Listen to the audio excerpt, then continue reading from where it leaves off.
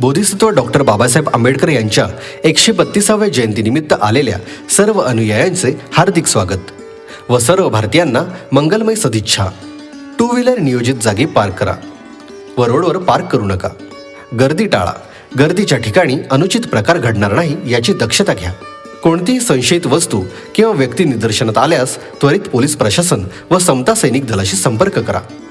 महिला, वृद्ध, लहान मुलांची काळजी घ्या. अधिक माहितीसाठी संपर्क समता सैनिक दल 9028-205-205 9028-205-205. भीमराव रामजी आंबेडकर तथा डॉक्टर बाबासाहेब आंबेडकर, जन्म 14 एप्रिल 1891, महापरिनिर्वाण 6 डिसेंबर 1956. हे भारतीय न्यायशास्त्रज्ञ, अर्थशास्त्रज्ञ, राजकारणी, तत्त्वज्ञ, उद्योजक आणि समाजसुधारक होते. त्यांनी बहुजन दलित चळवळीला प्रेरणा दिली आणि अस्पृश्य, दलित, शूद्र, अतिशूद्र लोकांविरुद्ध होणारा सामाजिक भेदभाव नष्ट करण्यासाठी मानवतावादाची चळवळ उभारली. तसेच महिलांच्या आणि कामगारांच्या हक्कांचे समर्थन, शेती, जल, उद्योगविषयक धोरण त्यांनी देशाला दिले. ते ब्रिटिशकालीन भारताचे मजूर मंत्री, स्वतंत्र भारताचे पहिले कायदेमंत्री, भारतीय संविधानाचे शिल्पकार, भारतीय बौद्ध धम्माचे पुनरुज्जीवक होते. देशाच्या विविध क्षेत्रात दिलेल्या योगदानामुळे त्यांना आधुनिक भारताचे शिल्पकार किंवा आधुनिक भारताचे निर्माते, मानवतेचा महामेरू असेही म्हणतात. बाबासाहेब आंबेडकर यांनी कोलंबिया विद्यापीठ आणि लंडन स्कूल ऑफ इकॉनॉमिक्स या शिक्षण संस्थांमधून अर्थशास्त्र विषयात PhD पदव्या मिळवल्या. परदेशातून अर्थशास्त्रामध्ये डॉक्टरेट, PhD पदवी मिळवणारे पहिले भारतीय होते. तसेच ते दक्षिण आशियातून 2दा डॉक्टरेट, PhD व DSc पदव्या मिळवणारे पहिले दक्षिण आशियाई होते. डॉक्टर बाबासाहेब आंबेडकर हे त्यांच्या हयातीतील भारतातील सर्वात प्रतिभाशाली व सर्वाधिक उच्च विद्याविभूषित व्यक्ती होते. त्यांनी नोव्हेंबर 1896 ते नोव्हेंबर 1923 अशा 27 वर्षात मुंबई विद्यापीठ, कोलंबिया विद्यापीठ, लंडन स्कूल ऑफ इकॉनॉमिक्स आणि ग्रेज इन या शिक्षण संस्थांमधून उच्च शिक्षण घेतले. तसेच त्यांनी कायदा, अर्थशास्त्र आणि राज्यशास्त्र, समाजशास्त्र, इतिहास, मानववंशशास्त्र, जोडीला शिक्षणशास्त्र व इतर वेगवेगळ्या विषयांवर संशोधन केले. त्यांच्या सुरुवातीच्या कारकिर्दीत ते एक अर्थशास्त्रज्ञ, प्राध्यापक आणि नंतर बॅरिस्टर होते. 1927 ते 30 मधील सायमन कमिशनने अस्पृश्यांच्या राजकीय हितांना फारसे महत्त्व दिले नाही. 1930, 1931 व 1932 मध्ये इंग्लंडमध्ये गोलमेज परिषदा झाल्या. डॉक्टर बाबासाहेब आंबेडकर शोषित व अस्पृश्यांचे प्रतिनिधी म्हणून या तिन्ही गोलमेज परिषदांमध्ये हजर राहिले. अस्पृश्यांना राजकीय हक्क असावेत आणि ब्रिटिशांपासून भारताला स्वातंत्र्य मिळावे अशा मागण्या त्यांनी गोलमेज परिषदांमध्ये केल्या. डॉक्टर बाबासाहेब आंबेडकरांनी कनिष्ठ जातींना त्यांच्या या दयनीय स्थितीचे कारण शिक्षणाचा अभाव हेच आहे याची जाणीव आंबेडकरांनी करून दिली. त्यासाठी समता सैनिक दल, बहिष्कृत हितकारिणी सभा, पीपल्स एज्युकेशन सोसायटी, भारतीय बौद्ध महासभा या संस्थांची स्थापना त्यांनी केली. सोबतच भारतातील वर्ग लढ्याला आणि जाती अंताच्या लढ्याला आकार आणि दिशा देण्याचे भरीव काम डॉक्टर बाबासाहेब आंबेडकर यांनी केले. म्हणूनच जागतिक पातळीवर शोषणमुक्ती आणि समतेसाठीच्या लढ्यांमध्येही डॉक्टर बाबासाहेब आंबेडकर प्रेरणादायी ठरले आहेत. डॉक्टर बाबासाहेब आंबेडकर स्त्री मुक्तीचे समर्थक होते. त्यांच्यावर तथागत गौतम बुद्धांच्या शिकवणुकीचा आणि महात्मा ज्योतिबा फुलेंच्या कार्याचा प्रभाव होता. बाबासाहेबांच्या मते बुद्ध हेच स्त्री स्वातंत्र्याचे आद्य पुरस्कर्ते होत. ज्येष्ठ सामाजिक कार्यकर्त्या आणि अभ्यासक डॉक्टर रूपा कुलकर्णी बोधी यांच्या मते भारतीय स्त्रीमुक्तीची खरी वैचारिक बैठक भगवान बुद्धांच्या भक्कम अशा समतावादी तत्वज्ञानाच्या पायावर उभी आहे, बाहेरून आयात केलेल्या एखाद्या जेंडर बेस्ड विचारावर नाही. आणि कायद्याएवढेच बाबासाहेबांचे महत्त्वाचे योगदान म्हणजे त्यांनी दिलेली ही शुद्ध भारतीय बैठक.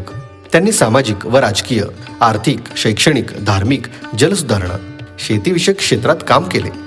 शेतीचे राष्ट्रीयकरण करणे का गरजेचे आहे? शेती करण्यासाठी शासनाने अधिनियम बनवावेत. पीक पद्धती, पाणी उपलब्धता, बांध बंदिस्ती, उत्पादकता वाढ, साठवण व्यवस्था, शेतमालाची विक्री, शेतमालाचे भाव या संदर्भात स्पष्ट नियम करावेत. कोलंबिया विद्यापीठामध्ये प्राध्यापक एडविन सेलिग्मन यांचे ते आवडते विद्यार्थी होते.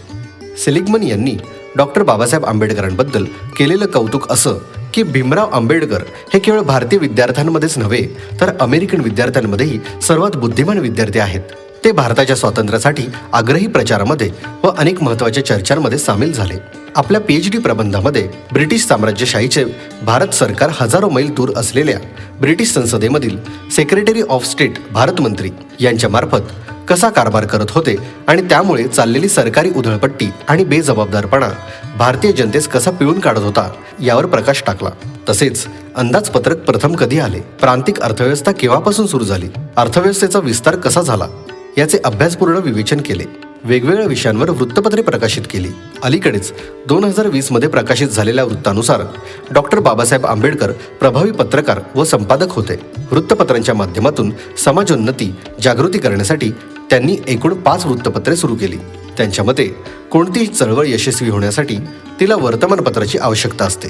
ज्या चळवळीचे वर्तमानपत्र नसेल तिची अवस्था पंख तुटलेल्या पक्षाप्रमाणे होते. त्यांनी आपल्या चळवळीत वेगवेगळ्या कालावधीत 5 वर्तमानपत्रे वापरली.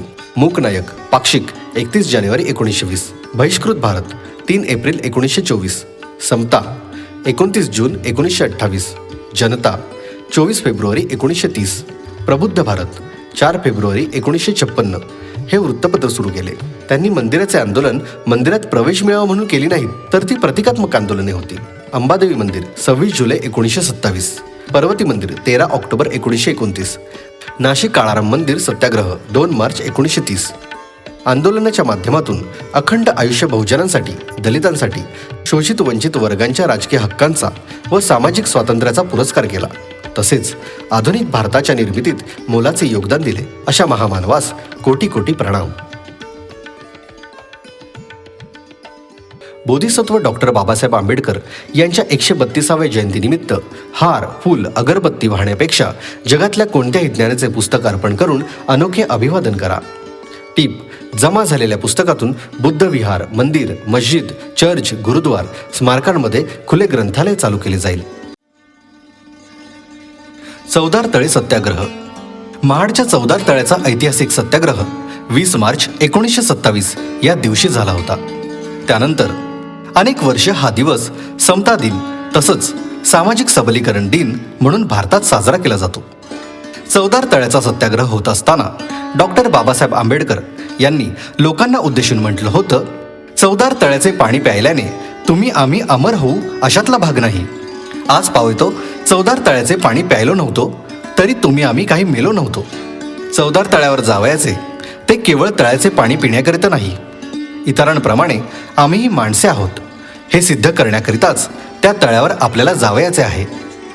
सार्वजनिक ठिकाणं, पाणवठे आणि चवदार तळं अस्पृश्यांसाठी खुलं करण्यात यावं यासाठी झालेल्या सत्याग्रहात सवर्ण समाजातील नेते मंडळी सहभागी झाली होती. या ऐतिहासिक सत्याग्रहात 3000हून अधिक लोक सहभागी झाल्याची सरकार दफ्तरी नोंद आहे. आम्हीही माणसे आहोत हे जगाला ठणकावून सांगण्यासाठीचा हा लढा होता. मात्र अजूनही मूलभूत हक्कांसाठीचा हा लढा संपलेला नाही. त्यामुळे या महाडच्या सत्याग्रहाचं मोल आजही अधोरेखित होत आहे. या लढ्यात बाबासाहेबांची सुरक्षा व हे सत्याग्रह यशस्वीरित्या पार पाडण्यात समता सैनिक दलाची भूमिका ही महत्त्वपूर्ण होती.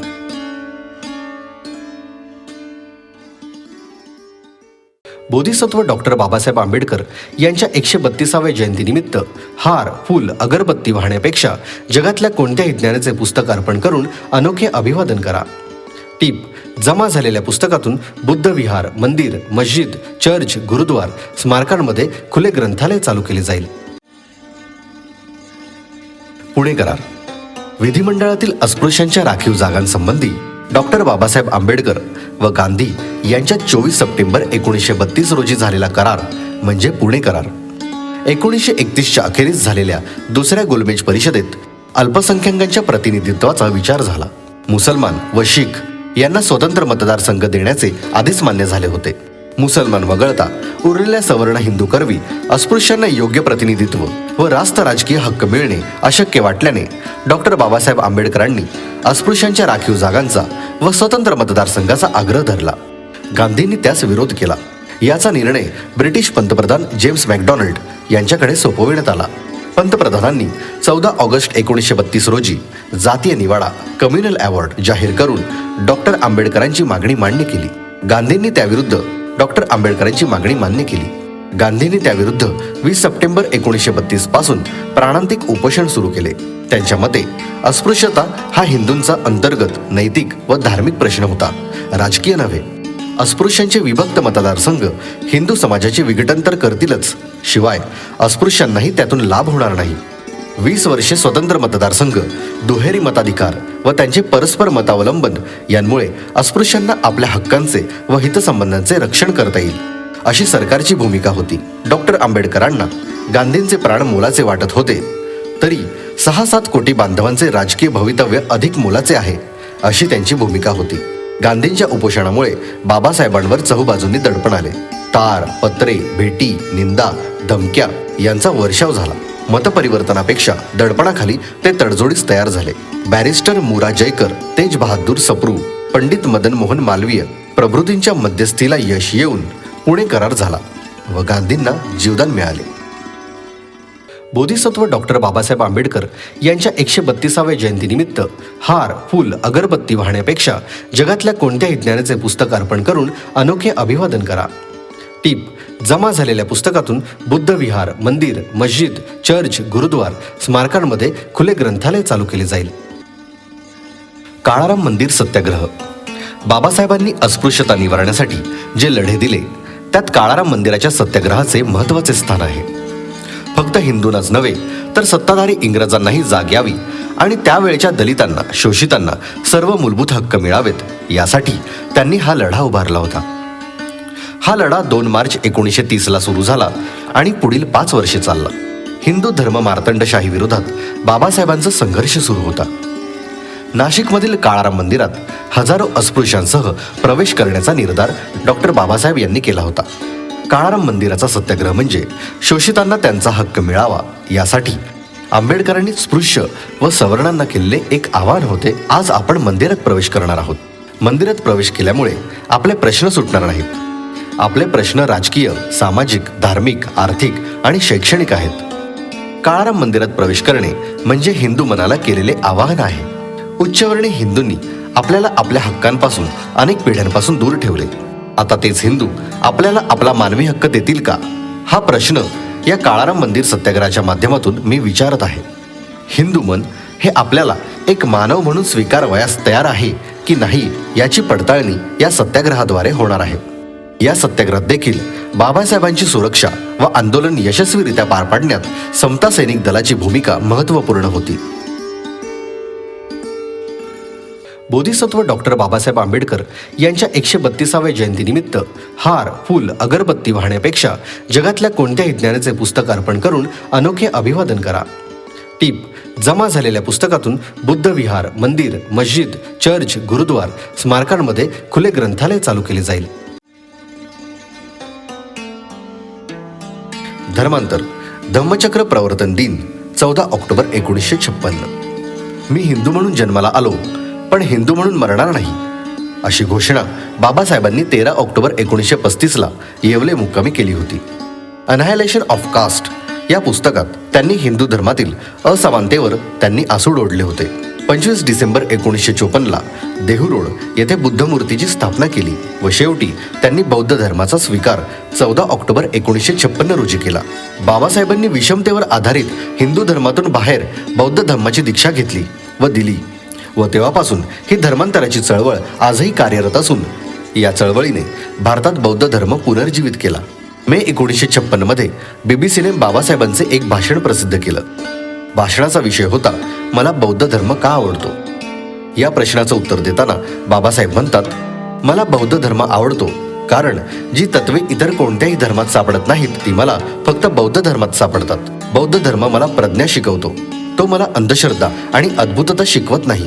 तो मला प्रज्ञा, करुणा आणि समता ही तत्वे शिकवतो. मनुष्याच्या चांगल्या आणि सुखी जीवनाला याची आवश्यकता आहे.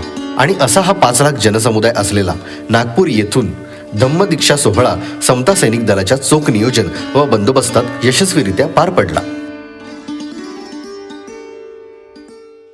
बोधिसत्व डॉक्टर बाबासाहेब आंबेडकर यांच्या 132व्या जयंतीनिमित्त हार, फूल, अगरबत्ती वाहण्यापेक्षा जगातल्या कोणत्याही ज्ञानाचे पुस्तक अर्पण करून अनोखे अभिवादन करा. टीप: जमा झालेल्या पुस्तकातून बुद्ध विहार, मंदिर, मस्जिद, चर्च, गुरुद्वार, स्मारकांमध्ये खुले ग्रंथालय चालू केले जाईल. संविधान दिवस 26 नोव्हेंबर हा स्वतंत्र भारताच्या इतिहासातील एक विशेष दिवस आहे. 26 नोव्हेंबर हा संविधान दिन म्हणून साजरा केला जातो. 26 नोव्हेंबर 1949 रोजी भारताने औपचारिकपणे संविधान स्वीकारले. हे संविधान 26 जानेवारी 1950 रोजी लागू झाले. भारतीय संविधान तयार करण्यासाठी एकूण 2 वर्षे 11 महिने आणि 18 दिवस लागले. आपल्या संविधानाने देशातील प्रत्येक नागरिकाला स्वतंत्र भारतात राहण्याचा समान अधिकार दिला आहे. देशातील तरुणांमध्ये संविधानाची मूल्ये रुजवणे हा संविधान दिन साजरा करण्यामागचा उद्देश आहे. आपल्या देशाच्या संविधानाच्या निर्मितीमध्ये डॉक्टर भीमराव आंबेडकर यांचा सर्वात महत्त्वाचा वाटा होता. देशावर 150 वर्षे राज्य करून ब्रिटिश राजवट मावळत होती. अशावेळी देशात राहणाऱ्या सर्व धर्मियांमध्ये एकता, समानता टिकून ठेवेल अशा संविधानाची भारताला गरज होती. देश एकसंध व्हावा आणि जनतेमध्ये कोणताही भेदभाव न करता सर्व हक्क मिळावेत याचा विचार सुरू होता. देश स्वतंत्र होत असताना संविधान सभेच्या स्थापनेची मागणी जोर धरू लागली. या विधानसभेची पहिली बैठक 9 डिसेंबर 1946 रोजी झाली. संसद भवनाच्या सेंट्रल हॉलमध्ये झालेल्या या बैठकीत 207 सदस्य उपस्थित होते. संविधान सभा स्थापन झाली तेव्हा या विधानसभेत 389 सदस्य होते, पण नंतर त्यांची संख्या 299 पर्यंत कमी झाली. स्वातंत्र्यानंतर देशाची फाळणी झाली तेव्हा काही संस्थानं या विधानसभेचा भाग नव्हती आणि त्यामुळे सदस्य संख्या देखील कमी झाली. 29 ऑगस्ट 1947 रोजी डॉक्टर बाबासाहेब आंबेडकर यांच्या नेतृत्वाखाली भारतीय संविधानाच्या निर्मितीसाठी मसुदा समिती स्थापन झाली. अनेक बैठका व चर्चासत्रानंतर या समितीने सादर केलेला अंतिम मसुदा 26 नोव्हेंबर 1949 रोजी संविधान सभेने स्वीकारला. त्यामुळे 26 नोव्हेंबर हा दिवस संविधान दिन म्हणून साजरा केला जातो. भारत सरकारने आंबेडकरांचे 125वे जयंती वर्ष साजरे केले जात असताना त्यांना एक प्रकारची श्रद्धांजली वाहण्यासाठी 26 नोव्हेंबर 2015 रोजी पहिला अधिकृत संविधान दिन साजरा केला. संविधानाबाबत जनजागृती करण्यासाठी आणि आंबेडकरांच्या विचारांचा प्रसार करण्याच्या उद्देशाने देशभरात 26 नोव्हेंबर हा दिवस संविधान दिन म्हणून साजरा केला जातो. आंबेडकरांनी तयार केलेल्या संविधानामुळेच आज देशातील प्रत्येक नागरिकाला समानतेचा अधिकार प्राप्त झाला आहे. भारताची राज्यघटना हे भारत देशाचे संविधान किंवा पायाभूत कायदा लीगल बेसिस आहे. डॉक्टर बाबासाहेब आंबेडकर हे ड्राफ्टिंग कमिटीचे म्हणजेच घटनेच्या मसुदा समितीचे प्रमुख होते. भारतीय संविधानाचं स्वरूप कसं असावं त्याची चौकट त्यांनी आखली. राज्यघटनेच्या निर्मितीत त्यांनी जो मोठा वाटा उचलला आहे त्यामुळे त्यांना राज्यघटनेचा शिल्पकार म्हटलं जातं.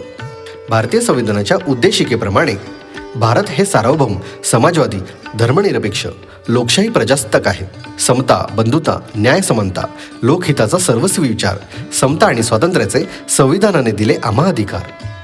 होय, भारतीय संविधानानेच प्रत्येक भारतीयाला माणूस म्हणून जगण्याचे अधिकार तर दिलेच, पण सोबतच देशाप्रती जागरूक, जबाबदार असण्याची जाणीवही दिली. भारतीय संविधान प्रत्येक भारतीय नागरिकांच्या मूलभूत हक्क, कर्तव्य, अधिकार आणि जबाबदाऱ्या यांची दिशा ठरविणारा ऐतिहासिक ग्रंथ आहे.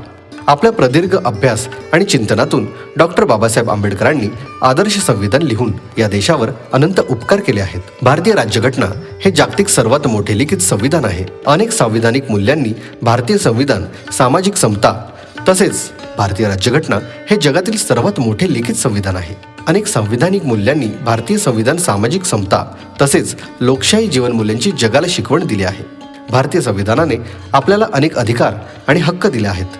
मग आपणही संविधानातल्या मूल्यांचा आणि तत्वांचा अंगीकार करून जबाबदार नागरिकाचे वर्तन करायला हवे. संविधानानेच लोकशाही व मानवाचे अधिकार अबाधित राहणार आहेत. बोधिसत्व डॉक्टर बाबासाहेब आंबेडकर यांच्या 132व्या जयंतीनिमित्त हार, फूल, अगरबत्ती वाहण्यापेक्षा जगातल्या कोणत्याही ज्ञानाचे पुस्तक अर्पण करून अनोखे अभिवादन करा. टीप: जमा झालेल्या पुस्तकातून बुद्ध विहार, मंदिर, मस्जिद, चर्च, गुरुद्वार, स्मारकांमध्ये खुले ग्रंथालय चालू केले जाईल.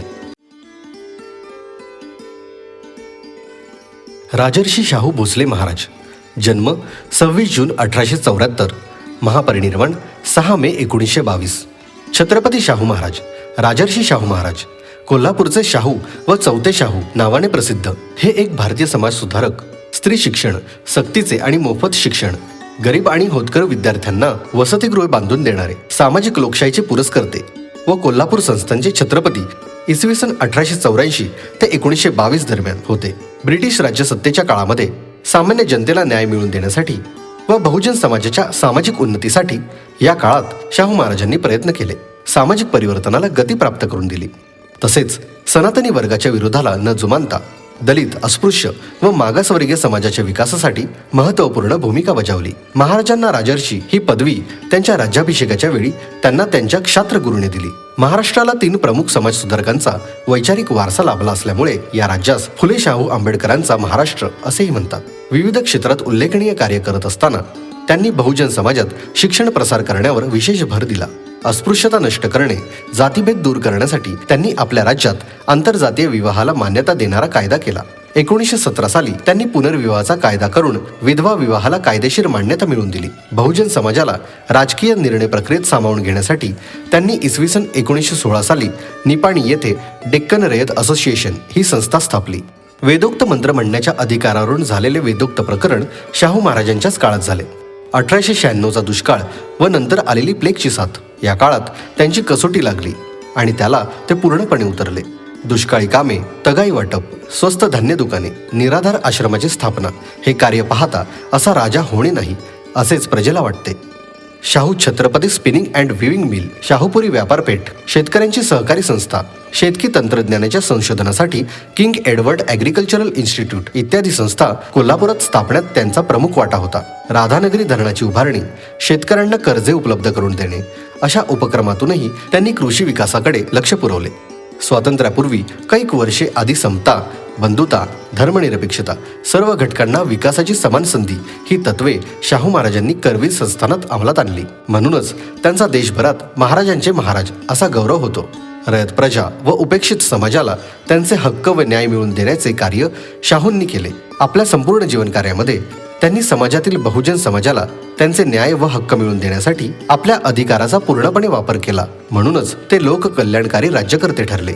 मागासलेल्या लोकांना प्रगतीच्या प्रवाहात आणावायचे असेल तर त्यांच्यासाठी राखीव जागांची तरतूद केली पाहिजे. हा व्यापक दृष्टिकोन डोळ्यासमोर ठेवून 6 जुलै 1902 रोजी कोल्हापूर संस्थानात मागास जातींना 50% जागा राखीव राहतील अशी घोषणा केली व तिची त्वरित अंमलबजावणी करून संबंधित अधिकाऱ्याकडून अहवाल मागविले. त्यांनी देवदासी प्रथा बंद करण्यासाठीही कायद्याची निर्मिती केली. त्या काळी धर्माच्या नावाखाली देवांना मुले मुली वाहण्याची विचित्र पद्धत भारतात चालू होती. परंतु राजांनी आपल्या संस्थानात जोगत्या मुरळी प्रतिबंधक कायदा करून ही पद्धत बंद पाडली. जातीभेदाचे प्रस्थ नष्ट व्हावे म्हणून आपल्या संस्थानात आंतरजातीय व आंतरधर्मीय विवाहास कायदेशीर मान्यता दिली. तसा कायदा पारित केला आणि याची प्रत्यक्ष अंमलबजावणी करताना आपल्या चुलत बहिणीचे लग्न धनगर समाजातील यशवंतराव होळकर यांच्याशी लावून दिले. एवढेच नव्हे तर संस्थानात जवळजवळ 100 मराठा धनगर विवाह घडवून आणले. अशा अनेक कार्याच्या माध्यमातून त्यांनी स्त्रियांना सन्मानाची वागणूक व दर्जा मिळवून दिला. शाहूंनी कोल्हापूर संस्थानात संगीत, चित्रपट, चित्रकला, लोककला शिक्षणाला प्रोत्साहन देत असताना 12 शाळा, 26 वसतिगृहे बांधली आणि कुस्ती या क्षेत्रातील कलावंतांना राजाश्रय दिला. व्यापारपेठेची स्थापना, गुळाच्या बाजारपेठेची निर्मिती, शेतकऱ्यांच्या सहकारी संस्थांची स्थापना, शेतकऱ्यांना कर्जे उपलब्ध करून देणे असे उपक्रम त्यांनी आपल्या संस्थानात राबविले. कमालीचे यशस्वी केले. शेती, उद्योग, सहकार या क्षेत्रात राजर्षींनी नवनवे प्रयोग केले. शेतीच्या आधुनिकीकरणासाठी त्यांनी संशोधनाला पाठिंबा दिला. नगदी पिके व तंत्रज्ञानाचा वापर वाढवण्यासाठी त्यांनी किंग एडवर्ड ॲग्रिकल्चरल इन्स्टिट्यूटची स्थापना केली. राजांनी त्याकाळी पाण्याचे महत्त्व लक्षात घेऊन भविष्यात रयतेला दुष्काळाला सामोरे जावे लागणार नाही यासाठी राधानगरी नावाचे धरण बांधले. म्हणून तर शाहू महाराज हे लोककल्याणकारी राजांच्या यादीमध्ये अग्रस्थानी विराजमान आहेत. बोधिसत्व डॉक्टर बाबासाहेब आंबेडकर यांच्या 132व्या जयंतीनिमित्त हार, फूल, अगरबत्ती वाहण्यापेक्षा जगातल्या कोणत्याही ज्ञानाचे पुस्तक अर्पण करून अनोखे अभिवादन करा. टीप: जमा झालेल्या पुस्तकातून बुद्ध विहार, मंदिर, मस्जिद, चर्च, गुरुद्वार, स्मारकांमध्ये खुले ग्रंथालय चालू केले जाईल. महात्मा ज्योतिबा फुले. विद्येविना मती गेली, मतीविना नीती गेली, नीतीविना गती गेली, गतीविना वित्त गेले, वित्ताविना शूद्र खचले, इतके अनर्थ एका अविद्येने केले. अशा स्पष्ट शब्दात शिक्षणाचे महत्त्व विशद करणारे क्रांतिसूर्य, समाजसुधारक महात्मा ज्योतिबा फुले यांची 11 एप्रिल ही जयंती.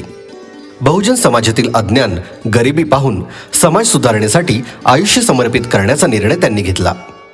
समाजातील महिला निरक्षर राहिल्या तर समाज सुधारणा शक्यच नाही हे त्यांनी ओळखले.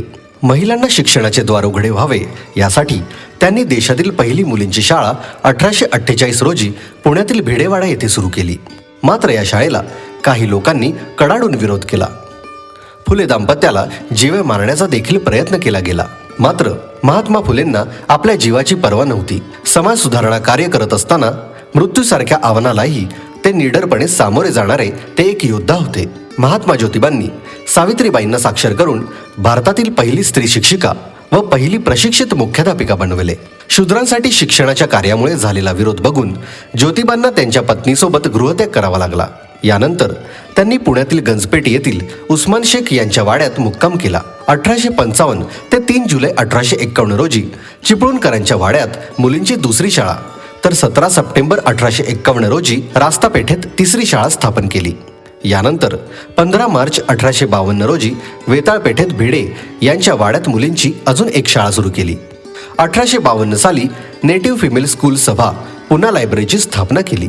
19 मे 1852 रोजी महात्मा फुलेंनी वेताळपेठेत अस्पृश्यांसाठी भारतातील पहिली शाळा सुरू करून दुराजी चांभार व गणू शिवाजी मांग हे दलित शिक्षक अध्यापनासाठी नेमले.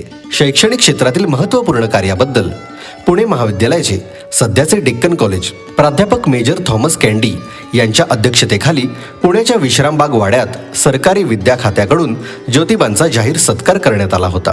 महात्मा ज्योतिबा फुले यांनी आपल्या काही मित्रांना सोबत घेऊन सप्टेंबर 1853 मध्ये महार, मांग आदी लोकांना शिकविण्यासाठी मंडळी नामक संस्था स्थापन केली. तर 1855 मध्ये प्रौढांसाठी देशातील पहिली रात्रशाळा त्यांनी स्थापन केली. त्यांनी विविध लेखातून आपले विचार अतिशय परखडपणे व निर्भयपणे मांडले. शेतकऱ्यांचे आसूड, गुलामगिरी, ब्राह्मणांचे कसब या त्यांच्या ग्रंथांमधून ज्योतिबांच्या तेजस्वी विचारांची प्रचिती येते.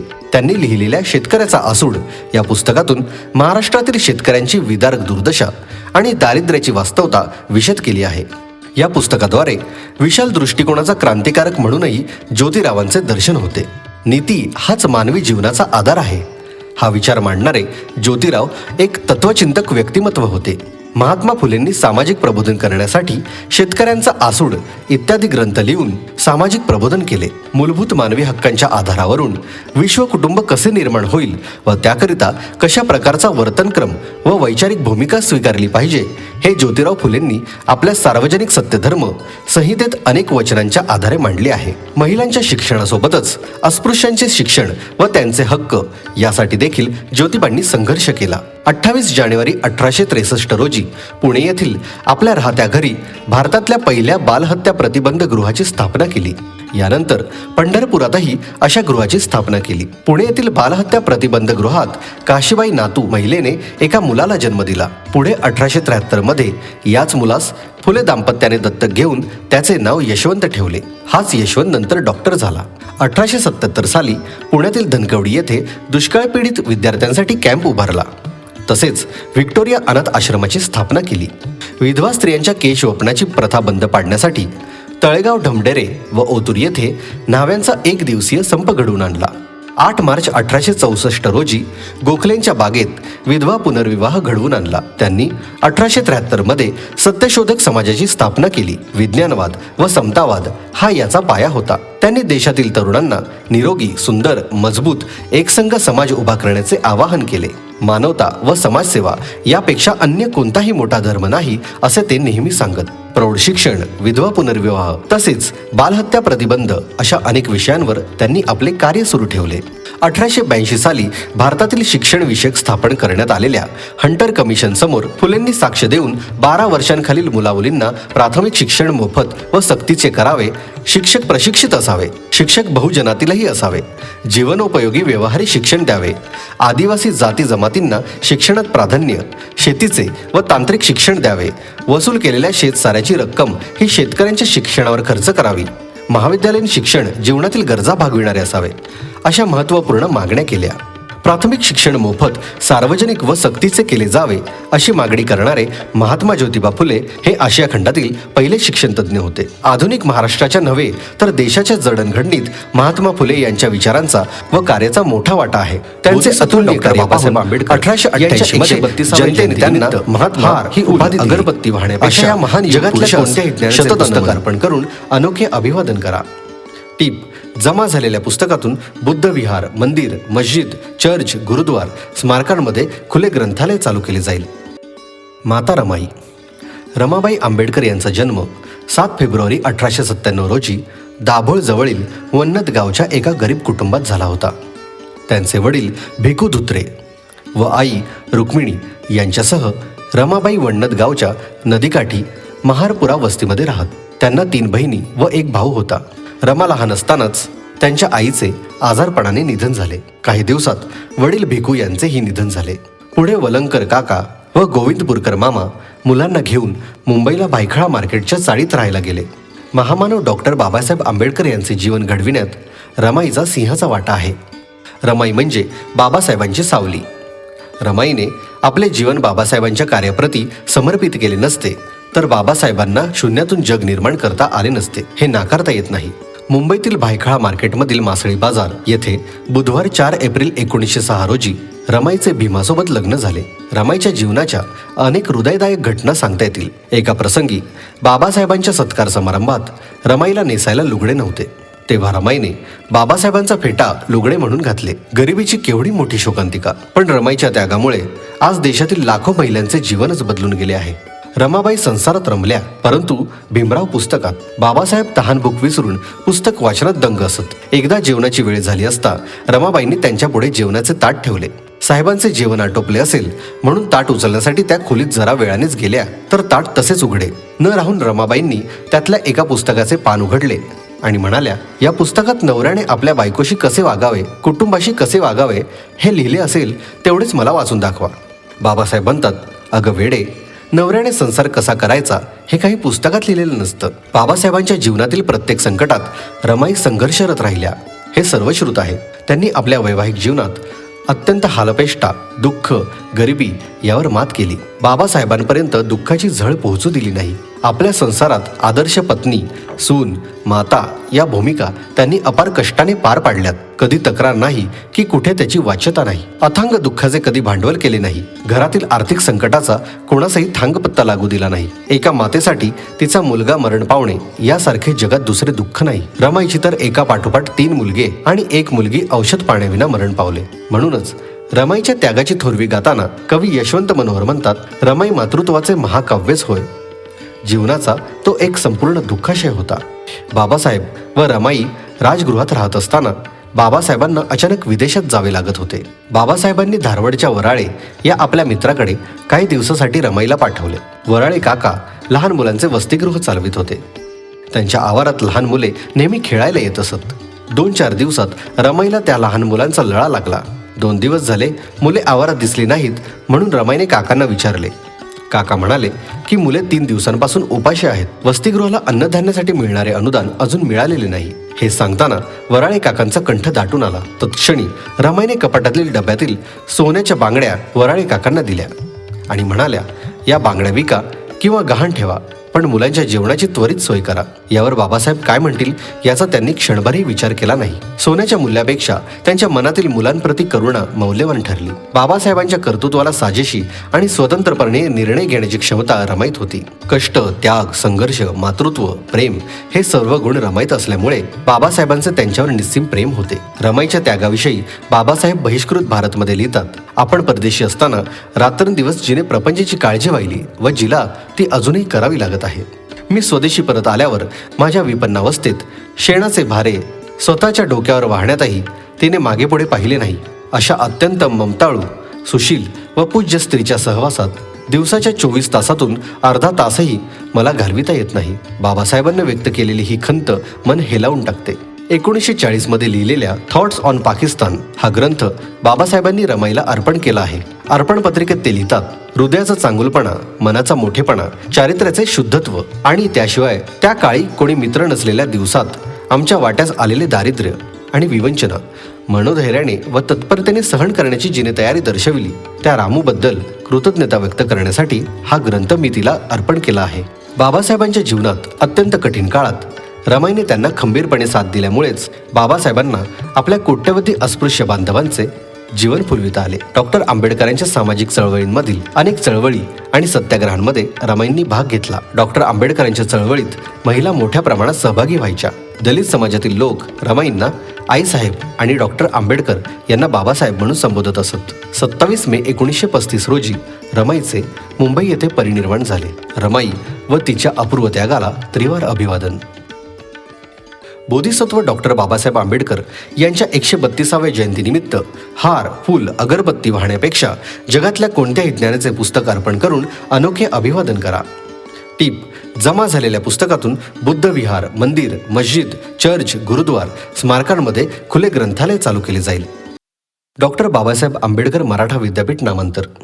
हे आंदोलन 1976 ते इसवी सन 1994 या दरम्यान महाराष्ट्रात घडलेले बौद्ध चळवळीचे आंदोलन होते. औरंगाबाद येथील मराठवाडा विद्यापीठाला डॉक्टर बाबासाहेब आंबेडकर यांचे नाव द्यावे ही सरकारकडे मागणी या आंदोलनाची होती. शेवटी 16 वर्षाच्या संघर्षानंतर या विद्यापीठाचे नाव बदलून डॉक्टर बाबासाहेब आंबेडकर मराठा विद्यापीठ असे नामांतर नव्हे तर नामविस्तार करण्यात आला. 14 जानेवारी डॉक्टर बाबासाहेब आंबेडकर मराठवाडा विद्यापीठ हा नामांतर दिवस.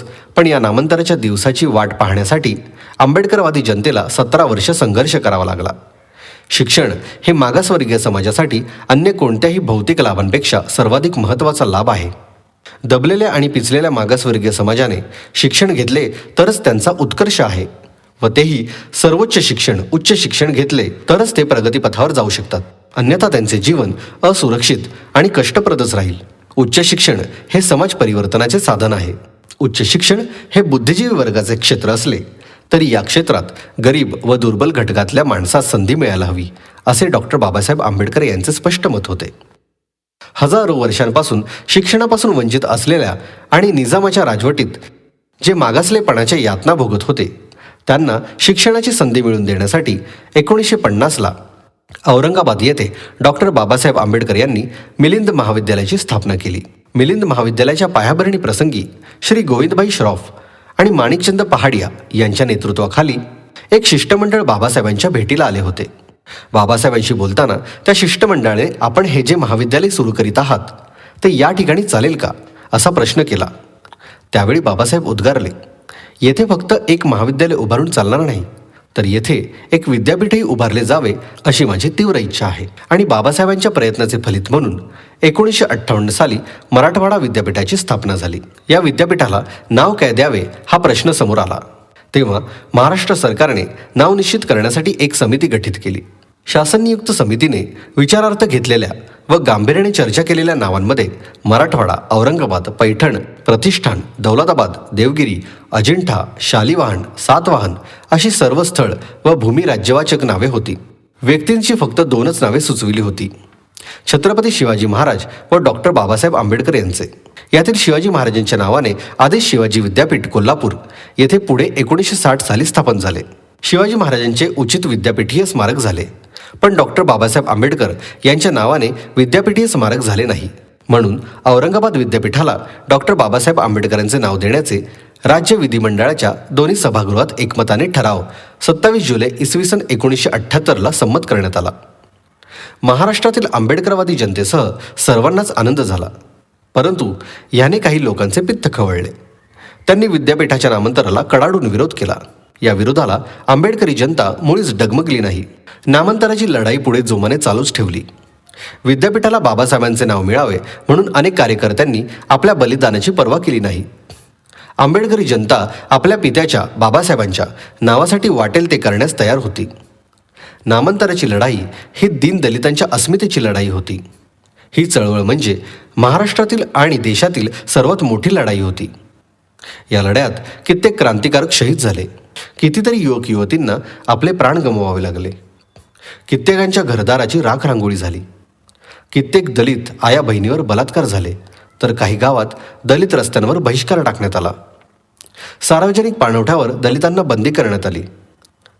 कित्येक गावातून दलित आया बहिणींच्या भर चौकातून उघड्या नागड्या दिंडी काढण्यात आल्या. नामांतराच्या या काळामध्ये जातीवादी नराधमांनी अत्याचाराची सीमा ओलांडली होती. पोलिसांनीही लहान बालके, स्त्री, वृद्ध पुरुषांवर बेसुमार लाठीचार्ज केले तर काही वेळा बंदुकीचाही वापर केला. विद्यापीठ म्हणजे काय हेही ज्यांना धडपणे माहीत नव्हते त्या दीनदुबळ्या दलितांवर खेडोपाडी अमानुष अत्याचार करण्यात आले.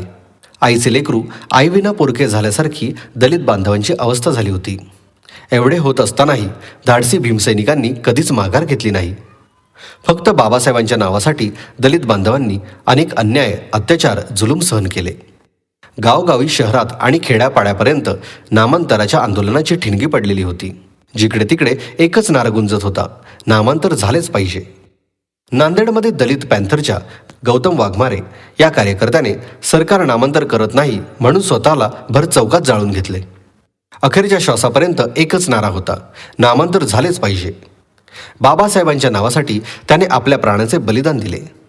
परभणी जिल्ह्यातही पेचेराम कांबळे यांचे हातपाय तोडण्यात आले. त्यांनाही जातीयवादी सैतानांनी जर्जर करून ठार मारले. जनार्दन मवाडे, संगीता बनसोडे, सुहासिनी बनसोड, प्रतिभा तायडे, अविनाश डोंगरे, चंदन कांबळे, दिलीप रामटेके, रोशन बोरकर असे कितीतरी दलित क्रांतीवीर नामांतराच्या लढ्यात शहीद झाले. जातीयवादी सरकार नामांतर करत नाही म्हणून दलित मुक्ती सेनेचे सरसेनापती आणि लाँग मार्च प्रणेते प्राध्यापक जोगेंद्र कवाडे यांनी दलित बहुजन समाजाची फौज जमा करून नागपूर ते औरंगाबाद असा लाँग मार्च आयोजित करून जिंकू किंवा मरू, जळतील नाहीतर जाळून टाकतील अशी आक्रमक भूमिका घेतली. लाँग मार्चमधील निष्पाप लोकांवर इंग्रजांनाही लाजवेल अशा क्रूरपणे लाठीहल्ले केले. अश्रुधुराच्या नळकांड्या फोडण्यात आल्या. कित्येकांना तुरुंगात डांबले. या निष्पाप दलितांचा गुन्हा काय? तर आपल्या पित्याचे, बाबासाहेबांचे नाव विद्यापीठाला द्यावे ही सरकारी मागणी. ज्यांनी दीन दलित, पिचलेल्या आणि उच्चभ्रू समाजाने वाईट टाकलेल्या समाजातील माणसाला माणूसपण मिळवून दिले, जगण्याचा हक्क दिला, त्या उत्तरदायित्वापोटी बाबासाहेबांचे नाव विद्यापीठाला द्यावे ही रास्त व न्यायपूर्ण मागणी गुन्हा ठरवून अमानुष वागणूक देणाऱ्यांचा निषेध केला पाहिजे. तत्कालीन मुख्यमंत्र्यांना समजले की बाबासाहेबांची ही लेकरे बाबासाहेबांसाठी प्राण द्यायलाही मागे पुढे पाहत नाहीत. जर यांच्या संयमाचा अंत झाला तर हेच लोक दुसऱ्यांचा प्राण घ्यायलाही मागे पुढे पाहणार नाहीत. त्यावेळी महाराष्ट्राच्या कानाकोपऱ्यातून एकच आवाज होता, नामांतर, नामांतर. चारही बाजूने सरकारच्या नाड्या आवळल्या जात होत्या. त्यांच्यासमोर नामांतराशिवाय पर्याय उरला नाही.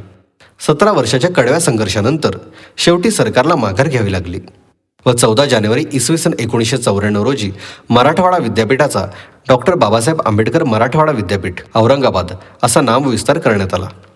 ज्या महामानवाने देशाची राज्यघटना लिहिली, मराठवाड्यात उच्च शिक्षणासाठी विद्यापीठ असावे ही सर्वप्रथम कल्पना मांडली, त्या महापुरुषाचे नाव विद्यापीठाला देण्यासाठी 17 वर्ष संघर्ष करावा लागला. नामांतर झाले, परंतु अर्धवट नामांतर झाले. ही खंत आजही भीमसैनिकांच्या मनात आहे. विद्यापीठाचे पहिले नाव मराठवाडा विद्यापीठ औरंगाबाद असे होते. नामांतरानंतर डॉक्टर बाबासाहेब आंबेडकर मराठवाडा विद्यापीठ औरंगाबाद एवढेच झाले. नामांतराची लढाई ही प्रतिकात्मक सामाजिक समतेची लढाई होती. 14 जानेवारी 1994 पासून डॉक्टर बाबासाहेब आंबेडकर मराठवाडा विद्यापीठाचे प्रवेशद्वार हे आंबेडकरी समाजाचे प्रेरणास्थान बनले आहे. दरवर्षी 14 जानेवारी या दिवशी आंबेडकरी जनता डॉक्टर बाबासाहेब आंबेडकर मराठवाडा विद्यापीठाच्या प्रवेशद्वाराची मनोभावे पूजा करते. जणू काही साक्षात आपण बाबासाहेबांपुढेच नतमस्तक होत आहोत या श्रद्धेने गेटपुढे नतमस्तक होतात. नाममात्र शुल्कात उच्च शिक्षण देणारे देशातील हे पहिले विद्यापीठ आहे. मराठवाडा, विदर्भ, खानदेश या भागातील शेतकरी, शेतमजूर, दलित, कष्टकरी वर्गातील विद्यार्थ्यांची शैक्षणिक भूमी म्हणून विद्यापीठाने नावलौकिक मिळविला व लाखो विद्यार्थ्यांना उच्च शिक्षण देऊन त्यांच्या आयुष्याला आकार दिला. बोधिसत्व डॉक्टर बाबासाहेब आंबेडकर यांच्या 132व्या जयंतीनिमित्त हार, फूल, अगरबत्ती वाहण्यापेक्षा जगातल्या कोणत्याही ज्ञानाचे पुस्तक अर्पण करून अनोखे अभिवादन करा. टीप: जमा झालेल्या पुस्तकातून बुद्ध विहार, मंदिर, मस्जिद, चर्च, गुरुद्वार, स्मारकांमध्ये खुले ग्रंथालय चालू केले जाईल. मनुस्मृती दहन दिन 25 डिसेंबर 1927 रोजी डॉक्टर बाबासाहेब आंबेडकरांनी महाड येथे चवदार तळ्याकाठी मनुस्मृतीचे दहन केले होते. या घटनेच्या स्मृतिप्रित्यर्थ दरवर्षी 25 डिसेंबरला मनुस्मृती दहन दिन म्हणून महाराष्ट्र राज्यात आणि देशात अनेक ठिकाणी मनुस्मृती जाळण्याचे कार्यक्रम आयोजित केले जातात. महाड सत्याग्रहानंतर मनुस्मृती दहन केले गेले होते. महाड इथल्या सार्वजनिक चवदार तळ्यावरील पाणी पिण्याचा हक्क अस्पृश्यांनाही मिळावा या मागणीसाठी, तसंच पाण्यासारख्या नैसर्गिक संसाधनावर स्पृश्य हिंदू इतकाच अस्पृश्य हिंदूंचाही अधिकार आहे हे स्पष्ट करण्यासाठी आधी मार्च 1927 मध्ये बाबासाहेब आपल्या अनुयायांसह महाड इथे गेले. पण सनातनी हिंदूंनी त्यांच्या मागण्या मान्य केल्या नाहीत. तेव्हा पुन्हा एकदा प्रयत्न करण्यासाठी डिसेंबरमध्ये बाबासाहेब आपल्या कार्यकर्त्यांसह चवदार तळ्याकाठी जमले. यावेळी महाड इथे केलेल्या भाषणात डॉक्टर बाबासाहेब आंबेडकर म्हणतात, महाडचे तळे सार्वजनिक आहे. येथील स्पृश्य इतके समजूतदार आहेत की ते आपणच या तळ्याचे पाणी नेतात असे नव्हे, तर कोणत्याही धर्माच्या माणसाला त्या तळ्याचे पाणी भरण्यास त्यांनी मुभा ठेवली आहे. त्याप्रमाणे मुसलमान आणि परधर्मीय लोक या तळ्याचे पाणी नेतात. मानव योनीपेक्षा कमी मानलेल्या पशुपक्ष्यांच्या योनीतील जीवजंतूसही या तळ्यावर पाणी पिण्यास ते हरकत घेत नाहीत. महाडचे स्पृश्य लोक अस्पृश्यांना चवदार तळ्याचे पाणी पिऊ देत नाहीत. याचे कारण अस्पृश्यांनी स्पर्श केला असता ते पाणी नासेल किंवा त्याची वाफ होऊन ते नाहीसे होईल अशामुळे नव्हे, अस्पृश्यांना ते पाणी पिऊ देत नाहीत. याचे कारण हेच, शास्त्राने असमान ठरविलेल्या जातींना आपल्या तळ्यातील पाणी पिऊ देऊन त्या जाती आपल्या समान आहेत असे मान्य करण्याची त्यांची इच्छा नाही. इथे हिंदू धर्मातील विषमतेचा आधार शास्त्र आहेत हे बाबासाहेब आंबेडकर स्पष्ट करतात आणि पुढे सांगतात, हिंदू समाज समर्थ करायचा असेल तर चातुर्वर्ण्य आणि असमानता यांचे उच्चाटन करून हिंदू समाजाची रचना एकवर्ण नि समता या दोन तत्वांच्या पायावर केली पाहिजे. अस्पृश्यता निवारणाचा मार्ग हा हिंदू समाज समर्थ करण्याच्या मार्गापासून भिन्न नाही. म्हणून मी म्हणतो की आपले कार्य जितके स्वहिताचे आहे तितकेच ते राष्ट्रहिताचे आहे, यात किंतु नाही. थोडक्यात डिसेंबर 1927 मध्ये महाड इथे चवदार तळ्याकाठी हिंदू समाजाचा एक सदस्य म्हणून पाणी पिण्याचा आपला हक्क बजावण्यासाठी उभ्या असलेल्या बाबासाहेब आंबेडकरांसमोर समतावादी हिंदू समाज निर्मितीचे लक्ष होते आणि आपले हे कार्य राष्ट्रहिताचे आहे याविषयी त्यांच्या मनात शंका नव्हती. समतावादी हिंदू समाज निर्माण करण्याच्या या राष्ट्रीय कार्याचा एक भाग म्हणूनच बाबासाहेबांच्या या भाषणानंतर वेगवेगळे ठराव मांडण्यात आले. त्यातला एक ठराव मनुस्मृती दहनाचा होता. पहिल्या ठरावाने हिंदू मात्रांच्या जन्मसिद्ध हक्कांचा जाहीरनामा उद्घोषित करण्यात आला. सर्व माणसे जन्मतः समान दर्जाची आहेत व मरेपर्यंत समान दर्जाची राहतील. विषमतामूलक समाज रचनेचा पुरस्कार करणाऱ्या प्राचीन नि अर्वाचीन ग्रंथांचा तीव्र निषेध करण्यात आला. श्रुती, स्मृती, पुराण वगैरेंचे प्रामाण्य कबूल करण्यास ही परिषद तयार नाही. ज्या गोष्टीला कायद्याने मनाई केलेली नसेल ती करण्यास सर्वांना मोकळीक असावी. रस्ते, पाणवठे, देवालय वगैरे ठिकाणी कोणासही प्रतिबंध नसावा. हा पहिला ठराव सीताराम पंत शिवतरकर यांनी मांडला. दुसऱ्या ठरावाने शूद्र जातीचा उपधर्म करणारी, त्यांची प्रगती खुंटवणारी, त्यांचे आत्मबळ नष्ट करणारी, त्यांची सामाजिक, आर्थिक, राजकीय गुलामगिरी कायम ठेवणारी मनुस्मृती हिचाही परिषद दहनविधी करत आहे असे जाहीर करण्यात आले. तिसऱ्या ठरावान्वये असे जाहीर करण्यात आले की सर्व हिंदू एकवर्णीय समजण्यात यावेत. चौथ्या ठरावाप्रमाणे धर्माधिकारी ही संस्था लोकमतनुवर्ती नि पुरोहित लोकनियुक्त असावेत अशी मागणी करण्यात आली.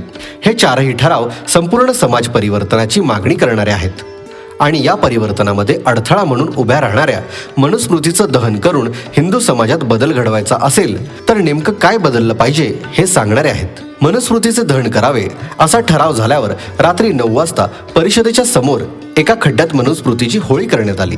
या घटनेचे वर्णन करताना चरित्रकार धनंजय कीर लिहितात, मार्टिन ल्युथरच्या काळानंतर एवढा मोठा मूर्तिभंजक हल्ला अहंकारी परंपरावाद्यांवर कुणीच केला नव्हता.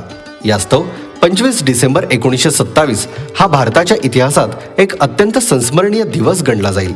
त्या दिवशी आंबेडकरांनी जुनी स्मृती जाळून हिंदूंच्या सामाजिक पुनर्रचनेला उपयोगी पडेल अशा नव्या स्मृतीची मागणी केली. अशा प्रकारे महाडचे हिंदू मार्टिन ल्युथरचे विटेनबर्ग ठरले. भूतकाळातल्या विषमतावादी ग्रंथांच्या आधारे वर्तमानातील विषमता अबाधित राखण्याचे प्रयत्न केले जातात. त्यामुळे मनुस्मृती दहनाची प्रतिकात्मक कृती बाबासाहेबांनी केली.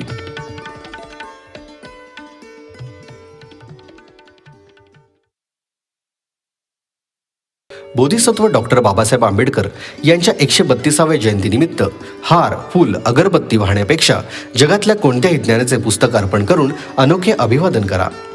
टीप: जमा झालेल्या पुस्तकातून बुद्ध विहार, मंदिर, मस्जिद, चर्च, गुरुद्वार, स्मारकांमध्ये खुले ग्रंथालय चालू केले जाईल. बोधिसत्व डॉक्टर बाबासाहेब आंबेडकर यांच्या 132व्या जयंतीनिमित्त आलेल्या सर्व अनुयायांचे हार्दिक स्वागत व सर्व भारतीयांना मंगलमय सदिच्छा. 2 व्हीलर नियोजित जागी पार्क करा व रोडवर पार्क करू नका. गर्दी टाळा. गर्दीच्या ठिकाणी अनुचित प्रकार घडणार नाही याची दक्षता घ्या. कोणतीही संशयित वस्तू किंवा व्यक्ती निदर्शनात आल्यास त्वरित पोलीस प्रशासन व समता सैनिक दलाशी संपर्क करा. महिला, वृद्ध, लहान मुलांची काळजी घ्या. अधिक माहितीसाठी संपर्क समता सैनिक दल 90 28 205 205 90 28 205 205.